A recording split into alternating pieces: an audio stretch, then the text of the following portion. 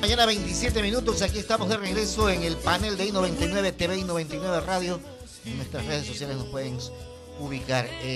Simplemente para decirles que la doctora Silka Sánchez convoca a todos los medios de comunicación a una conferencia de prensa hoy, jueves, a las 11 de la mañana. El tema: resolución del Consejo Nacional Electoral en contra de la candidatura a la presidencia del abogado Álvaro Noboa. Veremos qué es lo que dicen en esa conferencia de prensa frente a esta situación de esta resolución del CNE. Mi querido doctor Fidel Márquez, empiece usted el diálogo con nuestro gran invitado que ya está con nosotros, don Francisco Set. Buenos días y adelante, doctor Márquez. Buenos días, estimado maestro. ¿Cómo estamos? Se le ve con buen semblante. ¿Todo bien? Micrófono. El micrófono, economista. Digo, recién está empezando el día. Ah, ya. Muy bueno. Francisco, ¿cómo vamos a terminar el año desde el punto de vista de los resultados? Además del 31 de diciembre, ya está Ramiro por acá, de todo el mundo. 31 de diciembre de todo el mundo.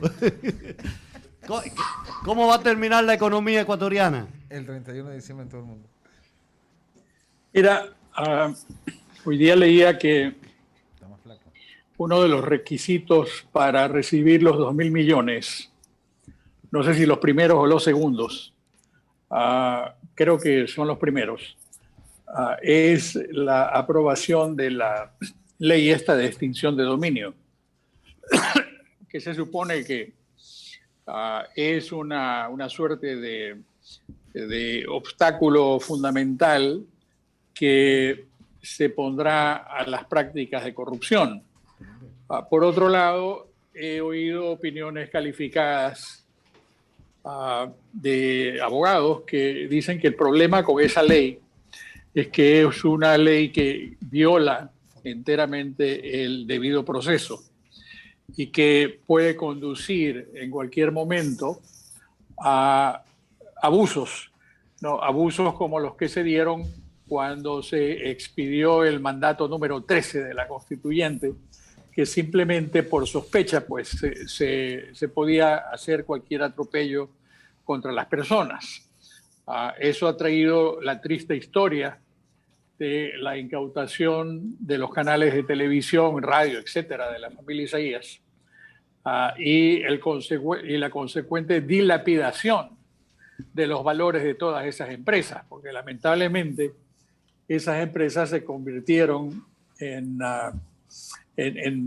focos de la corrupción del gobierno de Correa. En otras palabras, lo que quiero decir es que hay problemas que simplemente no se curan poniendo leyes, así como no se curan los problemas de la economía pensando que uno puede pasar decretos de subida de sueldos y salarios o de limitación de las tasas de interés o lo que fuere, y pensar que de esa forma se resuelven los problemas, cuando los problemas no se resuelven en el fondo.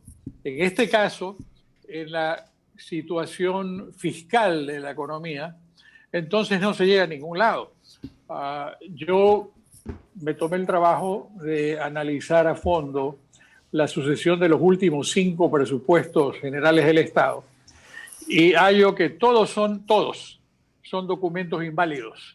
En otras palabras, documentos que no cumplen con los condicionamientos y protocolos de la contabilidad gubernamental, que arrojan supuestos que nunca se cumplen, que confunden conceptos como, por ejemplo, confundir ingresos con financiamiento, que subestiman el gasto, sobreestiman, en consecuencia de lo dicho anteriormente, los ingresos. Y como consecuencia de eso, pues tenemos este agujero cada vez mayor de gasto excesivo, y el gasto excesivo es lo que nos lleva a esta circunstancia. Recordemos que hace una decena de años este problema había sido extinguido, y sin embargo los 10 años, ahora más bien 14, porque hay que sumarle los de Moreno, que han sido de similar laya, tenemos nuevamente el problema del endeudamiento, un problema que la vez anterior nos tomó aproximadamente 20 años de tiempo perdido.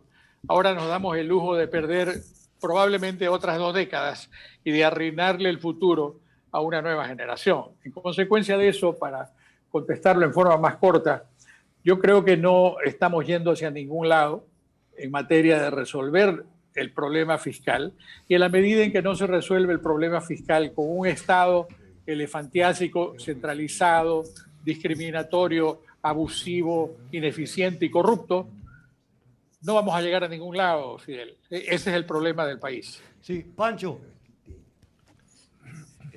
Pancho, acá, tomando en consideración este diagnóstico que nos has hecho muy sucintamente y con un gran poder de síntesis de la realidad que tenemos, y hablando de la economía fiscal, lo aconsejable no sería para el año que viene plantearnos una especie de economía de guerra y por tanto un presupuesto basado de acuerdo a los ingresos que realmente podamos tener y que por tanto una especie de presupuestación base cero que nos lleve a que de acuerdo a los ingresos reales que podamos tener se diseñen los gastos que pueda tener el gobierno a partir de ahí. Sí, efectivamente, el tema de la presupuestación base cero es algo que se ha, perdón, que se ha venido hablando por algún tiempo. La idea es exactamente lo que indicas. Tenemos que hacer presupuestación no en base a lo que se gastó el ejercicio anterior, sino en base a lo que se dispone y a lo que se puede lograr hacer, manteniendo la disciplina fiscal requerida para que todos los demás objetivos del desarrollo y del crecimiento, porque si la economía no crece, entonces no pasa nada, y del crecimiento, podamos ir resolviendo el problema fiscal. Pero el tema es que en esta organización estatal que tenemos, no vamos a llegar a ningún lado. Siempre habrá la misma hambruna esta de recursos. El ser pedigüeño es parte de la vocación de la gente y es una vocación que produce serios problemas porque va directamente contra la producción, contra la posibilidad de ser competitivos y de salir adelante. La economía de guerra, solamente en la medida en que haya liberación de recursos para que mediante una liberalización radical de la actividad económica, de la producción y del intercambio interno y externo, podamos crecer. Lo que el efecto de todo esto, Fidel, es la caída estrepitosa del empleo, empleo que se ve agravado por las circunstancias de la pandemia y los cierres masivos de las empresas. Esa es una situación que viene a afectar todo. ¿Y cuál es la respuesta que hemos oído del gobierno? Vaya, pues una demanda contra el presidente de la Cámara de Comercio de Quito por andar hablando del desempleo, por ejemplo, o una afirmación, pero totalmente falta de sentido, de decir que se ha creado pues 200.000 empleos. ¿Dónde se ha creado 200.000 empleos? Aquí lo que se ha creado es más de 500.000 de desempleos adicionales o de simplemente lanzar a la informalidad a la gente a lo largo de todo este tema. ¿Dónde está la expansión fiscal en el sentido de, por ejemplo, haber ordenado la conformación de uno o varios fideicomisos de financiamiento para hacer el refinanciamiento de los pasivos de los agentes que pueden sobrevivir en la medida en que se les solventa la situación de liquidez? Eso no existe. Pancho. O es un gobierno que es incapaz para poder comunicarse, o simplemente no existe. Gusto de saludarlo. La verdad me alegra tanto, lo habíamos mandado a saludar y aquí al aire oramos y pedimos por su salud y lo vemos realmente muy bien. Flaco y joven, enhorabuena. Y con ilusiones. Sí, y con ilusiones. De algo han de servir los sufrimientos. Así es. Oiga, esta semana pasada y hemos estado entrevistando en el programa de la mañana y en el de la tarde a diferentes analistas económicos. Ha estado Walter Spurrier, ha estado Fausto Ortiz, ha estado Vicente Albornoz, En fin, una cantidad. Fidel Márquez, que bueno, es nuestro panelista, Alberto Acosta, Eduardo Salgado. Bueno, hemos tenido algunos. Fausto Ortiz decía el otro día que el año que viene va a ser mucho más sencillo que este, porque este es el año en que tuvimos el problema de lo que se rompió en el petróleo, fue el año de la pandemia, que iba a ser mucho más sencillo. Ayer, por ejemplo, Jaime Velázquez hablaba con Vicente Albornoz. Jaime le planteaba que debían de sacar a algunos burócratas. Vicente Albornoz decía que eso, hacerlo a porta, primero de la Navidad, no debe ser, y que es antipopular, y peor con una elección ad porta, sino que el camino es bajar el gasto público. Con estas dos interrogantes, y con una más de mi parte, también se ha hablado de que lo que va a entrar son 3.200 millones, y parece, el ministro Pozo ha dicho que ya lo de la China está muy complicado, se dejó a un lado. Tendríamos un déficit para fin de año como de 1.500, 1.800 millones, digamos 1.500 millones de dólares, 1.200, 1.500. ¿Cuál es la previsión, Pancho, con estos dos caminos? El uno, cortar empleos o seguir bajando el gasto público. ¿Será el año que viene mejor que este? Y tercero y último, la previsión respecto a lo que va a entrar a fin de año. Bueno, de lo que yo sabía, y empiezo por lo final, es que la cifra era 4.200 inicial, o 4.000 iniciales, y los 2.400 luego ya cuando esté el próximo gobierno. Eso es lo que son las cifras que yo tenía en mente, pero puede ser que hayan cambiado. Eso, si son 3.200 es porque estiman que de esa manera se pone un poco más de disciplina dentro de la canasta fiscal. Esa es una posibilidad. Segundo, a ver, no podemos hablar de bajar el gasto público y de cortar el empleo porque son la misma cosa. Ya. Recordemos, a ver, ¿qué es lo que hay en materia de gasto público? Hay tres gastos básicamente. Uno es el crédito público, el financiamiento del crédito público, el pago de la deuda que tiene que hacerse. Dos es el pago de los burócratas y tres es el resto. Okay. ¿No? Entonces, cuando tomamos en consideración lo segundo, que es aproximadamente una tercera parte del gasto total, el punto es, si te pesa tanto, ¿cómo lo resuelves? Está bien que en el timing, en la oportunidad, haya que ser oportuno. Está bien, esa es una posibilidad. Pero cuando uno explora las cifras del empleo público, hay un gasto de grosso modo 10.000 millones de dólares y 500.000 burócratas que están enrolados en el presupuesto general del Estado. Hay otros 200 y pico de mil que están fuera, ¿no? En los municipios, en los consejos provinciales, en las EPs, pero dentro del presupuesto general del Estado están estos 500.000. Y algo curioso de todo esto es que un poco menos del 40% son informales. En otras palabras, tenemos como 200.000 burócratas informales, en el sentido de que no tienen un nombramiento formalizado o que tienen un contrato a plazo. No, yo siempre he sabido que los contratos a plazo, pues se cumple el plazo, se acabó el contrato, pues, a menos que haya una renovación.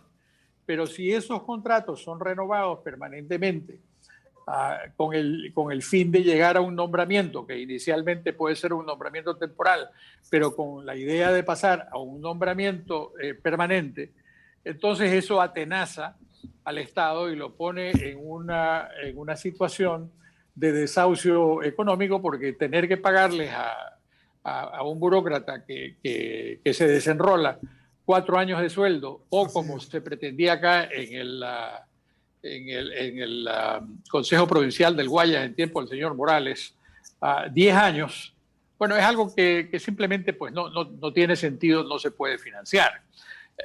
Ese lastre de empleo crea un lastre de actividad. ¿Qué hace esa gente ahí? Bueno, hay los policías, que de alguna manera se sabe qué es lo que tienen que hacer, los militares, que de alguna manera también se sabe lo que tienen que hacer los trabajadores de la salud y los profesores, ¿no? Pero el punto es que una vez que sacas a estos, de todas maneras, tienes la posibilidad de bajar ese gasto público, esa parte quiero decir, en algo más de 2.000 millones de dólares. Se puede lograr, pero tienes que ser un poco, llamemos así, un poco duro en el sentido de las sentencias que des para ir escogiendo y de alguna manera ir separando aquellos servicios que son considerados más indispensables, llamemos policía, ¿no? o llamemos salud pública, ciertamente en las circunstancias actuales, pero toda aquel rubro de gente que está exclusivamente en tareas burocráticas, bien puede ser bajado en número y con eso estás bajando el empleo, pero también estás bajando el gasto público. Inicialmente no, porque tienes que pagar las indemnizaciones, pero luego viene justamente lo que tienes que hacer. En el fondo yo creo que todo esto lo que nos está diciendo es que es una situación de permanente asedio contra la capacidad del Estado para solventar esto. Y en ese vertedero vamos a seguir con el problema del financiamiento, vamos a seguir con la presión fiscal para subir impuestos, vamos a seguir con los disturbios que ocasionan las regulaciones para darles algo que hacer a esta gente, ¿no? Y vamos a seguir en una economía que no crece, en una economía que no se vuelve más productiva ni más competitiva. Por eso es que hay que tomar al toro por los cuernos y llamar a las cosas por su nombre. No estamos llamados, quienes pretendemos analizar la economía, a simplemente ser políticamente correctos, ¿no? Y pensar que todo en economía tiene que estar sujeto a la conveniencia o a la corrección política. No, señor, hay que llamar a las cosas por su nombre, que es lo que a mí me gusta hacer. De acuerdo, Pancho, que hay un analista que dice que el próximo año va a ser mejor y hay otro que dice que no hay nada peor que Moreno. Yo no creo en esas cosas porque puede haber algo peor y sí puede haber algo mejor. Yo en la casa familiar me amamanté de una prudencia, hijo de auditor. No se sentía ni la bonanza ni la falta de cosas porque había un equilibrio. Mi padre me enseñó que los gastos ya se pierden y se diluyen y el dinero se diluye en las cosas pequeñas. En algún momento habría cómo coger el presupuesto general del Estado, lápiz en mano, e ir suprimiendo todo aquello que no produce, pero hacerlo con seriedad y probablemente ajeno a la administración pública para llegar al meollo del asunto y de una vez cortar el cordón umbilical que nos tiene atado a esta insensatez de que un presupuesto termina siendo un cuento de Disney. Bueno, lo has puesto muy bien y felicito a tu señor padre por la actitud que ha tenido, tiene o tuvo respecto del manejo de los temas de la familia. En mi caso fue mi mamá. Ella como le gustaba echar números de todo y llevaba un registro de todo, papel y lápiz. Y lo hacía muy bien, efectivamente, lo hacía muy bien, no obstante que siempre había presiones sobre el gasto, porque también eso es una realidad. Efectivamente, esto del 21 ser más sencillo que el 20, bueno, mejor ni hablemos, ¿no? Sí. Porque no sabemos si va a haber una tercera ola de COVID o va a haber algún relajo en la elección o va a tener resultados que no los esperas ahora o vas a tener circunstancias no previstas, ¿no? Yo creo que dejemos que Nostradamus hable del futuro, ¿no? Los economistas cada vez que hablamos del futuro nos equivocamos. Y yo lo digo por experiencia propia, ¿no? Entonces, muy bueno. el punto es hay que ser muy cauto. Ahora bien, hay que tener la disciplina, hay que tener la claridad de conceptos. No fue un ejército de gente. Yo me puse a ver, a mí me gusta de repente entrar a explorar números para disipar la mente. Y me puse a ver en este análisis que hice de los presupuestos del Estado. tomé la proforma del año 20. En la proforma del año 20 hay 182 cuentas separadas, ¿no? Que están obviamente ubicadas en los diferentes ministerios, o que hay un montón de cuentas individuales de todas estas payasadas que inventó Correa a lo largo de su triste mandato, ¿no? ¿Cuántas cuentas de esas separadas, ¿no? hay? Son alrededor de 82 cuentas diferentes. De las 182, son como 82. El asunto es que quedan 100, que son más o menos esas cuentas tradicionales, ¿no? Y que están fuera de, qué sé yo, el Instituto de Educación Política, por ejemplo, ¿no? O la investigación de las manchas solares. Todas estas cosas que inventó Correa con el afán de expandir la acción del Estado, y que ahora reclaman fondos, y el valor total de esas 82 cuentas era más o menos de $1.200 millones. Entonces, el punto es que ya no solamente con mi criterio, con el criterio de gente como ustedes o con el criterio de gente como tu papá, que simplemente ven estas cosas y tienen el sentido común para decir, ¿y esto para qué sirve? ¿Esto a quién lo beneficia? Etcétera. Se puede llegar, para empezar, a una cifra más concluyente. Yo soy más radical. Yo creo que este sistema no funciona. Este centralismo no funciona. 200 años basta. Ahora tenemos que evolucionar hacia una forma diferente de organización del país, tanto en lo fiscal como en lo administrativo, que son los dos puntos claves de lo que ahora se conciben llamar como federalismo. Llámalo como te dé la gana, pero hazlo de otra manera, porque si no lo haces de otra manera, entonces vamos a seguir con este problema permanentemente. Mira, yo pasaré a la historia, algunos de ustedes pasarán a la historia, sus hijos pasarán a la historia, y se seguirán quejando de los problemas del Ecuador, que no haya rumbo cierto. Economista Pancho, un placer verlo. La verdad es que qué bueno que esté recuperado.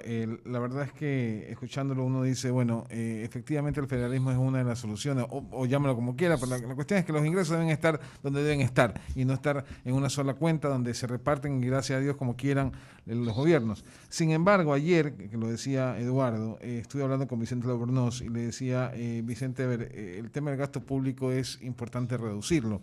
Y dentro de ese gasto público, el tema más prioritario, el más relevante, es el tema del gasto de salarios. Para bajar eso de que estén alrededor de 8 o 9 mil millones a una cifra que se pueda pagar dentro del presupuesto, realmente es complicado. Y es lo que me decía Vicente Albornoz. Si coge el gobierno y manda a la calle a 500, 600, 1.000, 2.000, 3.000 o 20.000 burócratas, va a tener un problema social.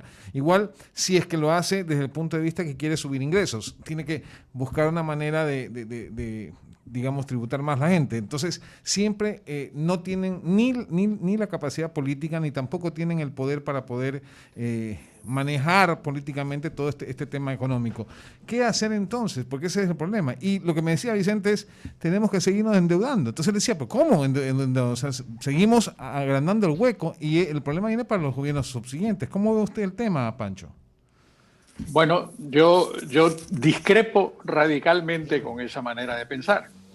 No, porque eso de decir tenemos que seguirnos endeudando, sí, ¿hasta cuándo, padre Almeida? Hasta la vuelta, señor. Aquí no hay vuelta. Simplemente se seguirá igual. Y eso sí es un problema. Mira, yo no estoy diciendo eso. Tú lo acabas de mencionar y yo llamo la atención al vocabulario que has usado. No que es tuyo, te lo dijo, aparentemente lo dijo Vicente. Si se van 20.000 burócratas a la casa, ese es un problema social, ¿no? Eso fue lo que dijo. Ahora, bueno, ¿y qué pasa con 300.000 empleos privados que se perdieron? ¿Son o no un problema social? Sí. Bueno, pero sin embargo, esos están relegados a ser simplemente estadísticas. ¿Ves? Es el tema del pataleo. Los burócratas llegan allá también con la vocación del pataleo. de saber patalear para defenderse. Mira, eso es válido, es humano, es lo que sea, pero crea una suerte de escudo de tranquilidad alrededor de la actividad de los burócratas hasta que llega un día en que la cuenta única no tiene saldo, ¿no? Se pierden los recursos y empiezan los atrasos. Y por más de que se haga lo que se haga, siempre va a haber una brecha de tiempo entre las obligaciones a cumplir y los recursos a tener. Entonces, eso empieza a crear un problema serio de liquidez, inclusive entre los burócratas. Esto de aquí afecta en el colectivo, afecta inclusive a Quito, porque en Quito una parte importante de la economía quiteña, estamos hablando alrededor del 12% del PIB de la provincia de Pichincha, a diferencia del 4% en Guayas, se origina en el sector público.